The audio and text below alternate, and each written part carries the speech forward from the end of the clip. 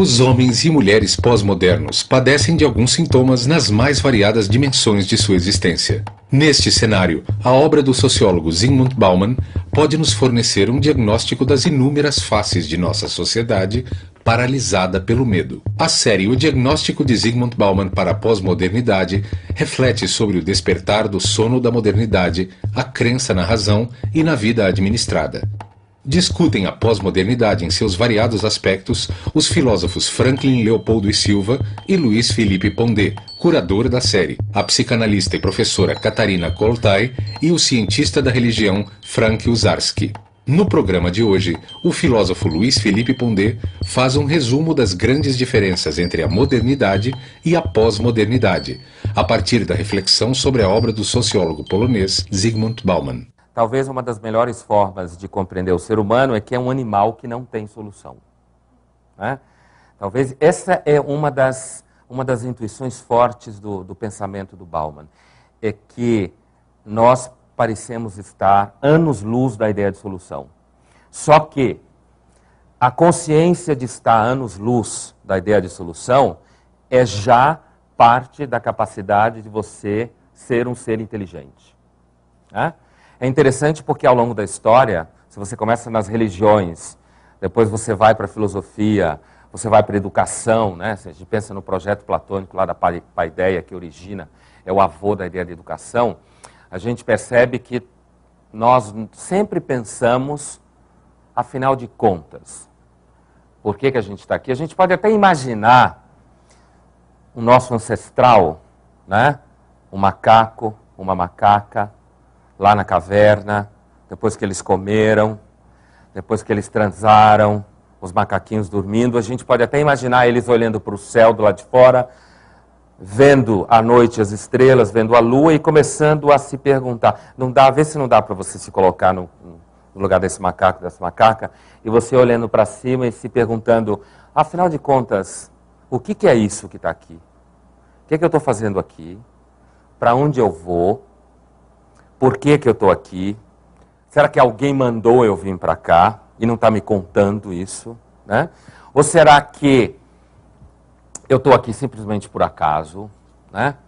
E essas questões provavelmente começaram a povoar a mente dos nossos ancestrais peludos. E uma questão essencial também é, imagine quando o primeiro ou a primeira percebeu que o seu parceiro ou sua parceira foi dormir e não acordou mais. Né? Ele deve ter batido na parede da caverna, assim, se perguntado, mas o que aconteceu? Por que ele não acorda? Por que ela não acorda? Então, assim, o ser humano é um ser obcecado por essas questões. Essas questões, elas estão entrelaçadas com o dia a dia. Você pode ser tomado por um problema desse de manhã, quando você acorda. Você vai tomar café, você para na frente do espelho, no banheiro, e naquele dia você vai fazer um exame radical que vai dizer se você tem ou não uma doença X. E aí você está no lugar do macaco e da macaca. E aí, o que vai acontecer? Eu tenho uma agenda cheia para esse dia, mas às 9 horas eu vou fazer um exame médico, e esse exame médico pode mudar toda a minha agenda daqui para frente. É esse tipo de questão, né? Estou dando um exemplo bem escatológico, assim, bem trágico, que está na raiz do que a gente poderia dizer que o ser humano é um ser estruturalmente marcado pela angústia de que parece que tem alguma coisa errada com ele. Né? A começar pelo fato de que a gente devia viver mais do que vive, ter mais saúde do que tem, dar mais certo nas coisas que a gente faz, adiar o que não é bom e, por exemplo, finalmente encontrar aquela pessoa com quem você pode viver para sempre e eternamente feliz com ela. A tal da pós-modernidade, que é um pouco o foco do que a gente está falando, a pós-modernidade, o nome pós-moderno, ele começa a circular mais ou menos no começo da década de 80, né, na filosofia, e ele começa a circular, tem um filósofo chamado Jean-François Lyotard, que ele define a ideia de pós-modernidade como a recusa de narrativas longas sobre as coisas. Teorias longas, teorias complexas. Né? A consciência pós-moderna, que é um termo que o Bauman usa muito, a consciência pós-moderna, ela é, antes de tudo, a consciência de um fracasso. Qual é esse fracasso? Da modernidade. A modernidade fracassou nas utopias que ela nos prometeu. Só que o problema é o seguinte, é que não é que a modernidade acabou na terça-feira e quarta-feira de manhã começou a pós-modernidade. Não é, a ideia não é essa. O que é essa consciência pós-moderna? Que ao mesmo tempo, para o Bauman, ela é uma espécie de despertar maldito de um sonho colorido, né? De um sonho de que a gente estava construindo um mundo simétrico à nossa capacidade de organização, à nossa capacidade racional de determinar causa e efeito e tudo mais. Então ela é, ao mesmo tempo, um despertar de um sonho para uma espécie de pesadelo e, ao mesmo tempo, ela é, o Bauman vai dizer, talvez um momento de esperança, porque a modernidade ela tem uma série de problemas. E é interessante porque qual é o fenômeno social que ele vai pegar para descrever o problema da modernidade? Ele pega o Holocausto. Então ele tem uma obra chamada Modernidade e Holocausto, que eu receito para qualquer um que queira começar a leitura do Bauman, mas começar por um livro difícil, né? O Modernidade e Holocausto é um livro onde ele discute o fato de que é uma teoria, na realidade, que já foi avançada pela Hannah Arendt, aquela filósofa, né?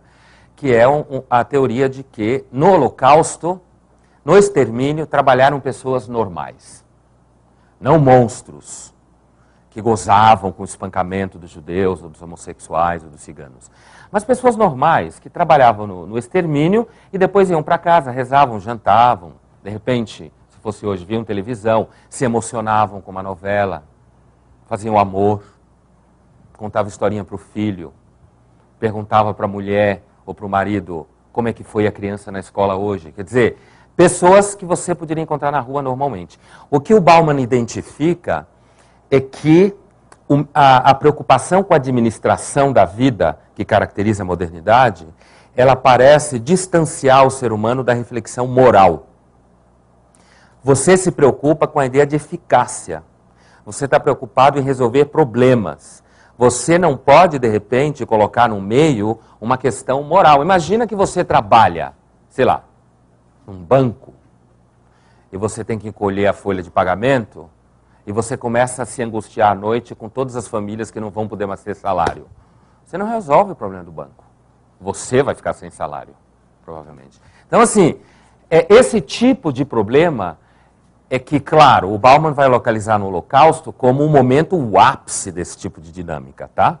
Como um momento, assim, uma espécie de laboratório onde a dinâmica e a violência da racionalidade instrumental, como vai falar a Escola de Frankfurt, né? Ou da racionalidade administrativa, ela chega no seu topo. E aí, a partir desse livro, ele começa a se perguntar se a modernidade, na realidade, não é melhor mesmo que ela comece a fracassar. Então você tem, na reflexão dele, dois lados da moeda. Você tem um lado que gera uma razoável angústia na leitura, no contato com a obra, e do outro lado, por outro lado, você tem um olhar que, como ele descreve, né? Agora a gente precisa de uma ética para o inverno. O que significa uma ética para o inverno? Significa que nós estamos atravessando um deserto. Não adianta querer achar que a gente está atravessando a primavera, porque as flores são todas de plástico. A gente está atravessando um deserto. Deserto significa que nós vamos sofrer bastante nessa travessia. Aí ele gosta de uma metáfora que não é dele, é de um filósofo americano do século XIX chamado Emerson Waldo Emerson, né? Que o Emerson fala isso, e o Bauman retoma, que o Emerson se refere à época que ele vivia. Olha só, século XIX, metade do século XIX. O Emerson diz, a época que a gente vive como se nós corrêssemos sobre uma fina casca de gelo. Se você parar, ela racha. E quando ela rachar, você se afoga. Então, o Bauman retira dessa imagem para dizer o seguinte, nós estamos atravessando o inverno, e a casca é fina. Se você andar devagar, o chão racha. E aí você morre. Então, além de ser um inverno, além de você não ter nenhuma referência clara diante de você de como resolver as coisas, você não tem tempo. Isso é uma característica fundamental do diagnóstico, essa palavra que eu estava procurando, melhor que radiografia, diagnóstico do momento, né? Você tem que correr muito, a velocidade é cada vez maior.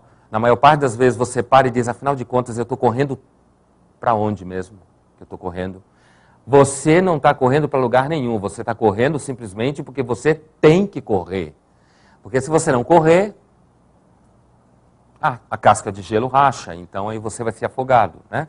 Essa metáfora da água, por exemplo, é muito comum na obra dele, né? Ele tem um livro chamado Modernidade Líquida, que é uma entrada mais tranquila na obra dele do que Modernidade e Holocausto. E nesse livro ele trabalha exatamente, ele desenvolve aquela metáfora clássica de que no capitalismo tudo que é sólido desmancha no ar, e ele aprofunda essa metáfora dizendo que não é que é ar, é líquido. As coisas não têm forma, elas se espalham. Hoje, se você tentar pegar na sua mão o que você entende por sua família, é líquida. Porque a sua relação com seus filhos e a sua relação com seu marido, a sua mulher, o companheiro, ou seja lá o que for, é uma relação líquida. A qualquer momento, ela acaba. Não há nenhuma garantia de que a pessoa que está do lado de você permanecerá com você. Inclusive porque ela é alimentada pelo mesmo motor que você é, qual seja, eu mereço ser feliz no que eu faço. Quando a pessoa que estiver do meu lado não preencher os requisitos da felicidade a qual eu tenho direito, eu troco. A gente deve pensar em pós-modernidade como uma perspectiva diante do mundo, diante da vida, e, no segundo momento, no habitat pós-moderno, né? A perspectiva, de certa forma, é um pouco anterior. A perspectiva está na ordem da consciência que eu falava antes. O habitat está na ordem de quando essa perspectiva, ela, como diz ele, deixa de ser alguém que viaja no banco do carona e passa a dirigir o carro. Então você para de ser só uma perspectiva pós-moderna para se transformar num habitat pós-moderno. O que é a modernidade, afinal de contas? Que ele chama de sólida. O que é a modernidade? A modernidade é um momento, grosso modo, que começou mais ou menos em 1500, carregada nos braços, né? Ela foi carregada nos braços pela crença na transformação do mundo através da ciência, né? Na crença da transformação do mundo através da racionalidade. Então a modernidade, situada mais ou menos por volta de 1500, e com isso a gente tenta catar os primeiros trabalhos de gente como Copérnico, depois Galileu, Francis Bacon, né? Esses sujeitos aí. E a modernidade, ela atinge a sua maturidade, de certa forma, no século XIX. No século XX, ela já começa a viver o seu pesadelo total, né? Aí a coisa já começa a pegar. Século XIX é o século em que você encontra intelectuais que acreditam que descobriram a fórmula de como a história anda a partir das relações de troca de mercadoria, por exemplo. O que sobrou para nós hoje, marxistas pós-modernos? Quando eu me olho no espelho, eu vejo uma mercadoria. Mas não sobrou para mim a ideia de que eu detenho a fórmula de deixar de ser mercadoria graças a uma classe social que um dia vai quebrar esse jogo, né? A gente continua, a gente percebe que está no lugar da mercadoria, mas o que falta para nós é a fé, a crença de que a fórmula de transformação, de sair dessa situação, essa fórmula caducou. Se você pegar no Freud, que é outro cara que ajuda a enterrar a modernidade, a razão de certa forma, né? A ideia de que se você fosse para a análise, você ia descobrir, jogar luz, a metáfora que o Freud usava, né? Jogar luz sobre o inconsciente, e de que você ia se tornar um ser consciente robusto, que você ia conseguir... Quer dizer, o próprio Freud, quando você lê, já vê que ele não acredita muito nisso. Mas assim, né, lá a partir de 19, mais ou menos, a coisa começa a ficar ruim para esse lado, 20. Mas assim, ele... A gente, hoje, na realidade, a gente sabe que, de repente, você passa 30 anos fazendo análise, identifica um outro problema, mas à medida que o tempo passa, você vai identificando mais problemas e as fórmulas iniciais começam a se transformar em outros problemas e aí você vai trocando de lugar para lugar.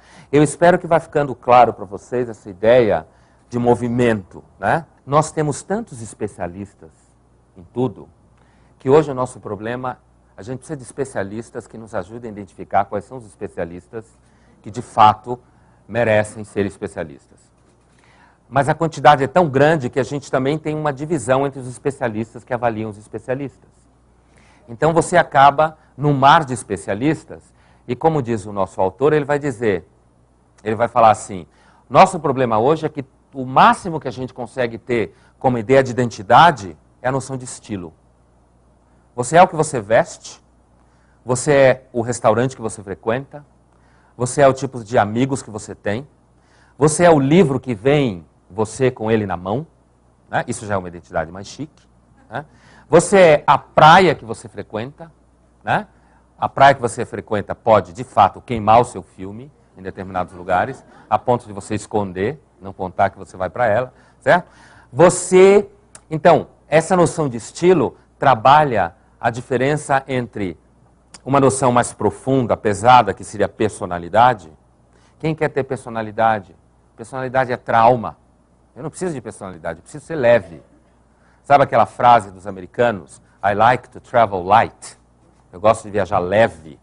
Né? Então, assim, quem quer personalidade, trauma, memória, isso tudo cria problema. Memória são as boas, né? Que me ajudem a melhorar a minha autoimagem para mim mesmo, para me ajudar a passar de um dia para o outro. A modernidade, essa sólida, que ele chama de sólida, então ela vai desaguar numa crença de um Estado racional e capaz de resolver os problemas.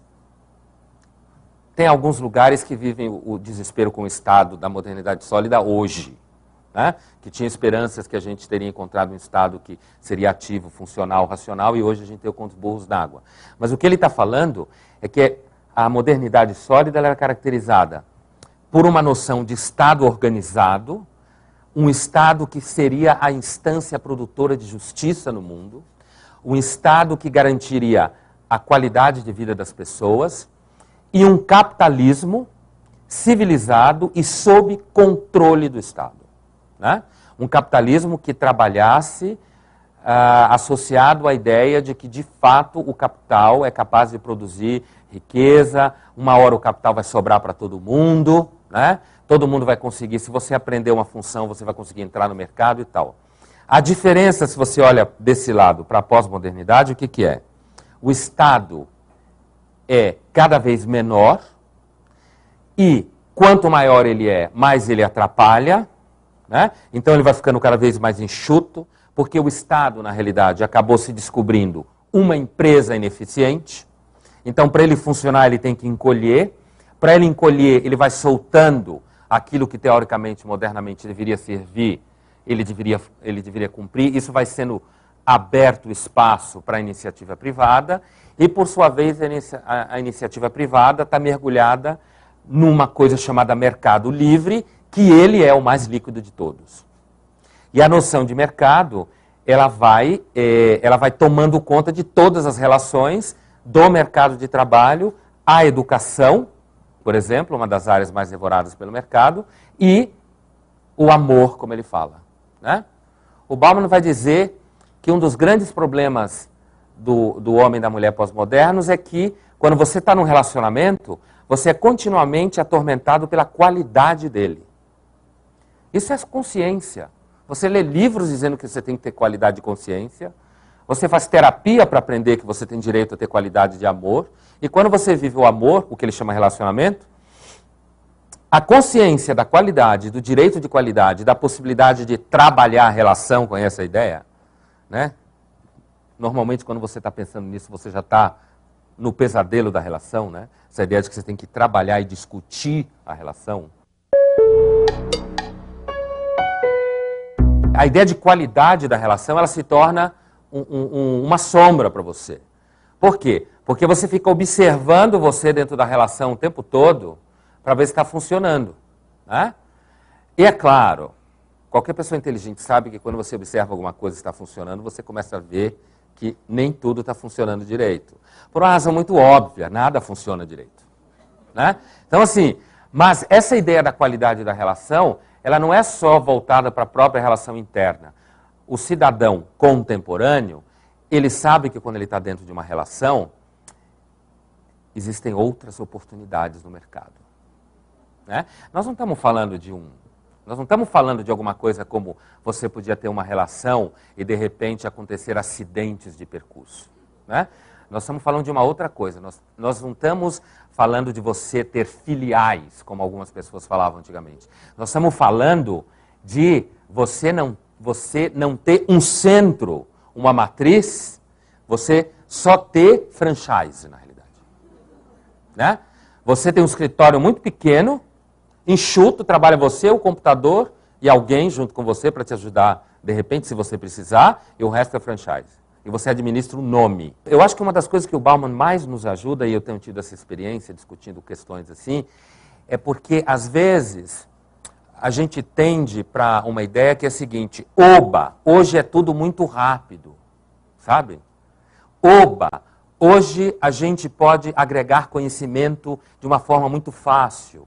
Oba, hoje a gente pode aperfeiçoar continuamente as coisas. Só tem um problema quando você pode aperfeiçoar continuamente. Você não pode ser aperfeiçoado continuamente. E nem para sempre. Chega uma hora que você dá defeito. Né? E você começa a dar defeito antes do defeito final. Na realidade, o defeito se instala aos poucos. Né? E aí você começa a correr atrás da funcionalidade total e o mercado da vida, né, demanda de você eficiência em todos os níveis. Eficácia e rapidez em todos os níveis. Então, o que eu acho interessante esse diagnóstico do Bauman é porque ele nos ajuda a tomar cuidado com um pouco dessa ingenuidade diante de que, na realidade, hoje você consegue ser você.com, sabe? Você.com, e que isso, de fato, é uma fórmula que vai funcionar a todo custo. Basta pensar na consistência das coisas que tem .com do lado. Elas existem hoje, amanhã não. Né? E o próprio sistema que operacionaliza o .com já é o problema. Hoje ele existe, amanhã não. Então, digamos assim, o próprio metaparadigma que está atrás definindo você também está em alta velocidade. Né? Então, assim, é nesse sentido que quando você começa a perceber as coisas dessa forma, o Bauman diz, a consciência pós-moderna começa a se instalar em você. Só que ela começa a se instalar em você, antes de tudo, como mal-estar. Ambivalência, ele descreve isso num livro muito interessante chamado Modernidade e Ambivalência. E nesse livro, na realidade, ele está discutindo o relativismo. Né? O tal do relativismo moral, relativismo cultural. Afinal de contas, tudo é relativo? Até que ponto eu aguento que tudo é relativo? Né? Não posso espancar mulheres nigerianas, mas para eu não fazer isso, eu preciso ir lá na Nigéria e ensinar os caras a se comportar como gente. Mas para fazer isso, eu tenho que levar comigo o meu pacotinho ocidental de valores. Afinal de contas, eu sou relativista ou não? É muito bonito você falar de relativismo, quando você... E olha como é fácil falar de relativismo quando nós estamos estudando uma tribo indígena totalmente diferente da gente. Aí é tranquilo. Você vai lá, coloca na lupa, né? Você olha todas as crenças. Tribo X acredita que quando dança, chove. Você, um antropólogo pós-moderno, né? Você, que não acredita em absolutamente nada, é um dos dramas do pós-moderno, porque o moderno acreditava em alguma coisa, na razão. Olha aí. Ele acreditava que o mundo estava caminhando para alguma coisa. Que o mundo estava andando numa direção. O pós-moderno, a consciência pós-moderna, quando olha o mundo, por isso a metáfora do deserto ou do inverno, ele olha, é um espaço vazio. Você pode andar para qualquer lado, porque qualquer lado vai dar em algum lugar e nenhum dos lugares é necessariamente melhor do que qualquer outro. Então você pode andar para qualquer lado, não existe aquela coisa de que você está andando em direção a alguma coisa. Se os pré-modernos acreditavam que a sua vida era permeada por uma hierarquia cósmica qualquer, no mundo ocidental europeu, Deus e seus avatares, o moderno, uma característica dele também é começar a pensar que esse negócio de Deus, religião, era tudo superstição, né? No fundo, você apanhou demais da sua mãe, ou você é pobre demais, né? Ou você, como diria o Nietzsche, na realidade é um covarde que não consegue encarar o fato de que você não tem nenhum sentido para viver, então você fabrica um ente que te ama incondicionalmente. Na realidade, né, uma das coisas, uma das formas de você definir uma consciência pós-moderna bem ajustada é a consciência de que você queria muito ser amado incondicionalmente, e isso simplesmente não existe. Tudo na sua vida é condicionado. E na medida em que tudo é condicionado, parece que alguém está te roubando no jogo. Não dá um desespero enorme você imaginar que todo o amor que tem por você é condicionado? A razão nesse momento, sabe como ela é? Ela é mais ou menos como você se afogando na areia movediça e tentar você mesmo salvar você, puxando você pelos cabelos. Imagina a cena. Não consegue. A razão não consegue fazer isso. Isso é uma das grandes características do que se constitui a consciência pós-moderna. Mas, ao mesmo tempo, o pós-moderno não é aquele, a consciência pós-moderna não é aquela que consegue simplesmente andar para trás e dizer: eu encontrei Jesus e a partir de hoje a minha vida mudou. É claro que isso existe. E quem é que pode dizer por aí que Jesus não existe? Eu digo Jesus como Deus, né? Claro. Mas assim, porque a religião é uma das coisas. Esse é o último tema quente do Bauman. Religião, né? Assim, por quê? Porque uma das crenças da modernidade é que acabava esse negócio. Freud chamava a religião de ilusão, outros chamavam de ópio do povo, outros chamavam de ressentimento, outros chamavam de projeção do que há de melhor no homem que acaba paralisando ele. E o fato é que muita gente está ficando religiosa de novo. É claro que no ambiente nosso, ocidental, grande parte desse retorno à religião se dá numa base tipicamente pós-moderna. Como é que é a base pós-moderna de religião? Eu tenho o meu Deus, você tem o seu. Qualquer pessoa sabe que se Deus é meu e outro é seu, ele é um desodorante no máximo, um sabonete, né? Esse papo de que eu tenho o meu Deus, você tem o seu, é teologia barata, né? Mas funciona em loja, funciona em revista, funciona quando você está afim de ter um Deus diet, que não engorda você. Né? Agora, tem também aqueles que, dentro desse raciocínio da consciência pós-moderna, que entraram em pânico total, ou que o processo de formação pós-moderna não se deu plenamente. Então, esse daí pode cair naquilo que a gente chama hoje de fundamentalismo clássico, né? E que é o grande pepino do Ocidente hoje em dia. A gente não consegue entender como é que alguém pode acreditar em alguma coisa desse jeito, né? Assim, uma consciência pós-moderna, ela não consegue acreditar em nada por mais de 2 horas. Depois de 2 horas, já cansou. Se não cansou, é porque apareceu uma coisa melhor. Entendeu? Você leu um livro melhor. Alguém te falou uma coisa nova. Você descobriu uma coisa que você não conhecia. E como você não tem tempo, porque você fala no celular, ou em 2 celulares ao mesmo tempo, certo? Você dirige. Você tem que buscar e levar filho na escola. Você tem que se preocupar com o trabalho, porque se parar, alguém passa por cima de você. Você tem que estudar além de tudo isso, porque não pode parar de estudar nunca, porque senão um dia acaba, né? Graças a Deus para quem trabalha na educação. Então, assim, né? E além de tudo, você ainda tem várias frentes. Você tem a frente em casa, quando você chega, como eu dizia, você vai trabalhar a relação, né? E você ainda tem que trabalhar você mesmo. Não dá para fazer isso o tempo todo e acreditar em alguma coisa por mais de 2 horas. 2 horas já é muito para você pedir uma pessoa para ter fé em uma coisa especificamente. A mulher pós-moderna e o homem pós-moderno descobriram que você tem que se inventar. Sabe, o Nietzsche, que é um ancestral da pós-modernidade, né, que ajudou a enterrar a modernidade, né? O Nietzsche, que apostava na ideia de que você ia ter um indivíduo que ia produzir valor, o tal do além do homem, que ia... O que a gente descobre é que a maior parte dos pós-modernos não aguenta esse negócio de produzir valor. E aí ele fica procurando valor. Mas como ele não consegue acreditar em nada por mais de 2 horas, os valores começam a variar na mão dele. E qualquer pessoa inteligente sabe que se você inventa valor, parece que não funciona. É que nem amor. Observe. Se você resolver se apaixonar por alguém porque existe uma série de razões que você deveria se apaixonar pelaquela pessoa, não funciona. Para funcionar tem que ser como doença. Tem que ser uma coisa que se instala em você, toma conta da sua cabeça, você começa a babar, derrubar as coisas, começa a não fazer as coisas direito como você tinha que fazer. Valor não é que é exatamente igual, mas o valor para funcionar, parece que ele tem que ter alguma característica que para você fique claro que não foi você que inventou.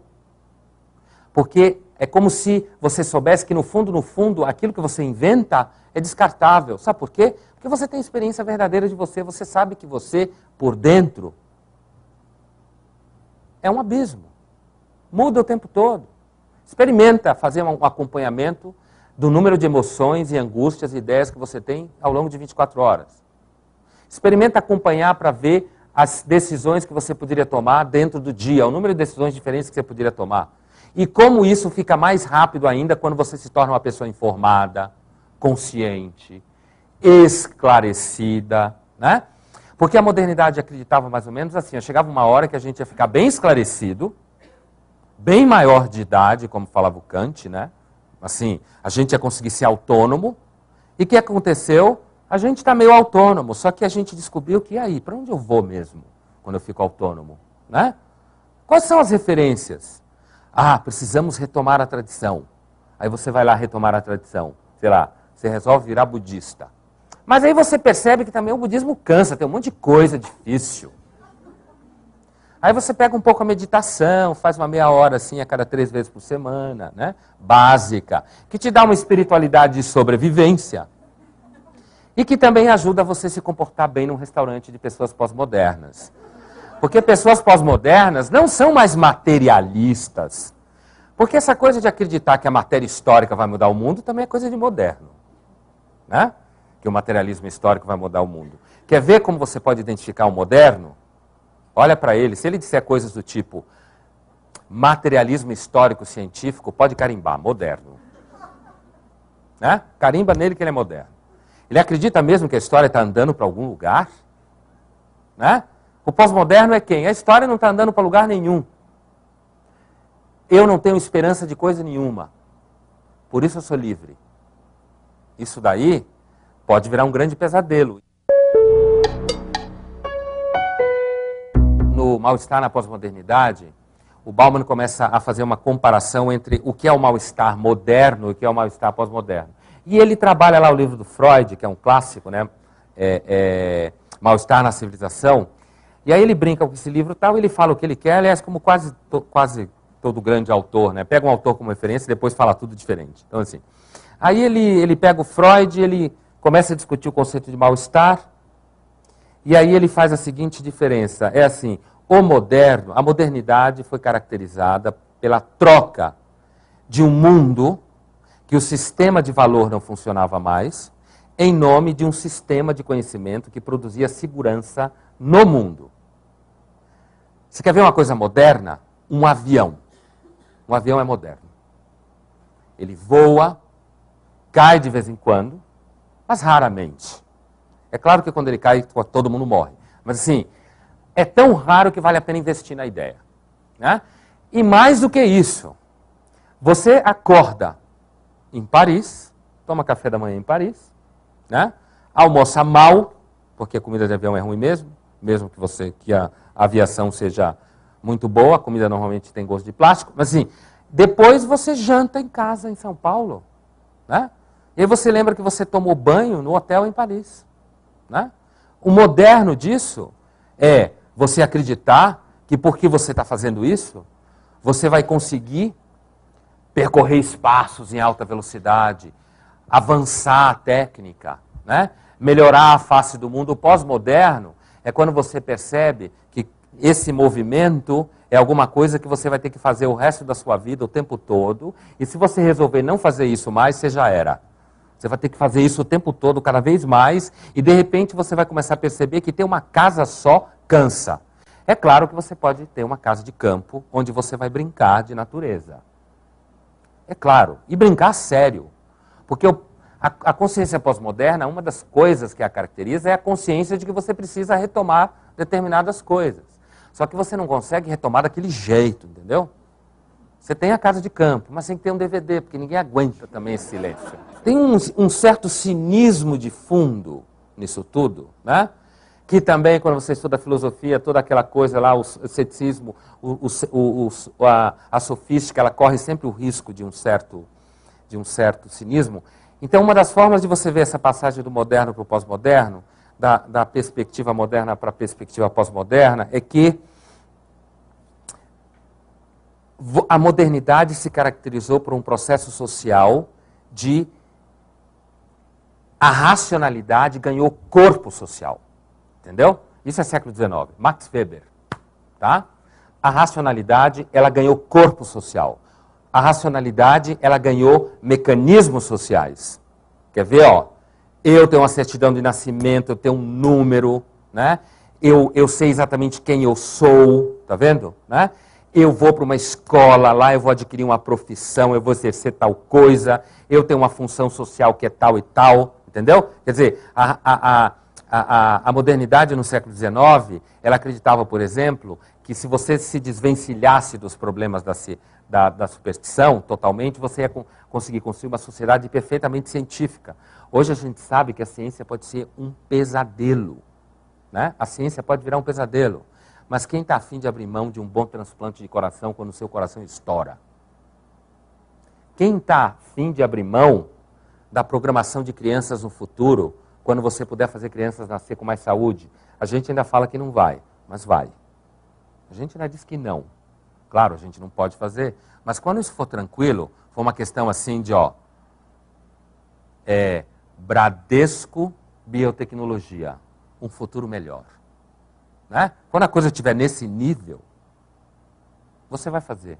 Né? Você vai fazer porque simplesmente você vai estar pensando em felicidade, em construir um mundo melhor. Então, a modernidade nesse processo, ela mesma é que foi produzindo a consciência pós-moderna. Entendeu? Não é que a pós-modernidade caiu do céu, foi um ET que trouxe. A pós-modernidade, ela foi um processo que foi fruto dos lugares nos quais a modernidade se instalou de forma mais plena.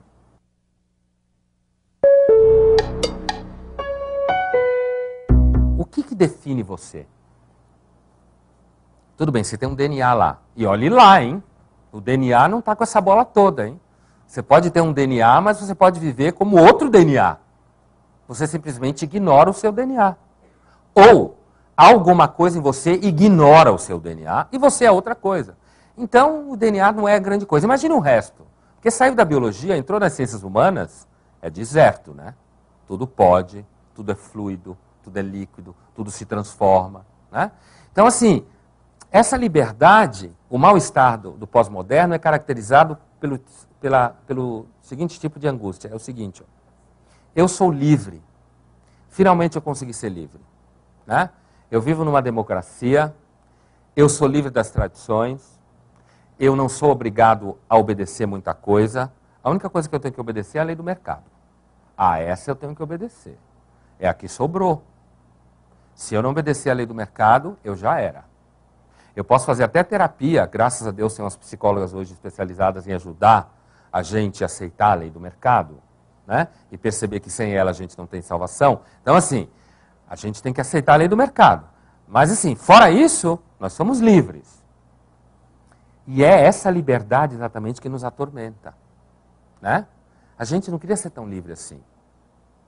Então, na passagem da modernidade para a pós-modernidade, o Bauman vai dizer que a modernidade era caracterizada por uma situação em que o autoinvestimento humano era na noção de segurança. Racionalidade, segurança e organização. Né? A pós-modernidade vai ser caracterizada por um momento em que o autoinvestimento humano é na liberdade. Quando você está na liberdade, o que caracteriza a liberdade é você perceber que tudo pode. Não precisa responder isso em voz alta, mas alguém que já teve a oportunidade de conviver com alguém que é livre, é ou não é um inferno? Não tem pior pessoa no mundo do que uma pessoa livre do seu lado. É um inferno. Inclusive é uma das razões de grande pesadelo dos homens, quando as mulheres ficam livres e a vida se torna um inferno. Né? Então assim, aí o que acontece? Esse caso da relação homem-mulher é um outro cenário, porque assim, no momento que a mulher se mexe, o homem começa a se mexer, e aí ninguém sabe mais quem é o quê. Né? Aí o cara começa a se perguntar quem sou eu, para onde eu vou, começa a chorar, começa a ter angústia, e quando olha para o lado está sozinho. E aí, de novo, você tem que aprender... Típica coisa do pós-moderno. Eu tenho que descobrir e aprender a ser quem eu sou. Como que você pode aprender quem você é? Por uma razão muito simples, você não é nada, tudo é inventado. tudo é aprendido, tudo é cultura, tudo é moda, tudo é estudo. Então você vai assimilando, assimilando, assimilando. Esse diagnóstico, né? Assim, os valores não são mais exatamente o que pareciam, justamente porque a gente entende ou acredita entender o mecanismo de produção de valor. Valor nada mais é do que obsessão cultural ao longo do tempo. Você acaba aprendendo essas coisas e é por isso que você tem um comitê de ética em cada esquina. Porque nós não temos a mínima ideia do que é o bem e o mal. Nada. Se eu quisesse roubar no jogo aqui, eu ia perguntar para vocês o que é o bem e o mal. E a gente ia ficar até meia-noite falando isso. Ninguém tem a mínima ideia do que é o bem e o mal. A gente descobriu que ser livre é um peso gigantesco. A gente gostaria muito de alguém que dissesse para nós para onde a gente está indo. E, principalmente, a gente gostaria de conseguir investir nos afetos e no amor, confiando nele. Ninguém é louco bastante para confiar plenamente no amor. E nem no parceiro. Né? Por quê? Porque você sabe, a não ser que você comece a tentar tapar o ouvido e não olhar ao redor, você começa a perceber que a lei que opera em todo lugar, opera em todos os níveis da sua vida. Ela é democrática. A consciência pós-moderna, o diagnóstico, parar de se enganar, parar de achar que de fato alguém vai trazer a fórmula definitiva, ou que o mundo não andou, certo? Talvez seja, né, nesse cenário aí, você perceber que nesse mundo do lado de fora, você tem pessoas que estão caindo no abismo, tem pessoas que estão paralisadas, que estão morrendo de medo, que se movimentam com uma enorme força, tem pessoas que se movimentam dançando, né? E aí eu lembro uma ideia que é muito nietzschiana e que serve muito a isso, que é o seguinte: talvez uma das melhores metáforas para definir esse homem que o Nietzsche sonhava, que é bem pós-moderno, é que era um homem que caía no abismo dançando. Né? Ao invés de cair no abismo gritando, ele caía no abismo dançando. E não se trata de carpe diem, porque esse negócio de carpe diem é bobagem. O presente, ó, né? Se trata simplesmente de você perceber que você está no mundo, num habitat diferente. Mudou. E mudou porque a gente aprendeu a lição. Não mudou porque a gente é burro. Mudou porque a gente estudou. Mudou porque a gente pensou. Mudou porque a gente pode tentar muito parar de pensar, mas alguns não conseguem parar de pensar. Né? E o pensamento tem esse risco, ele pode não ter limite. Mas nós, seres humanos, estamos aqui exatamente no business de não saber direito onde estão os limites. Porque se você ficar muito preocupado com os limites, você acaba ficando parado. E se você está andando numa casca de gelo, se você parar, você se afoga.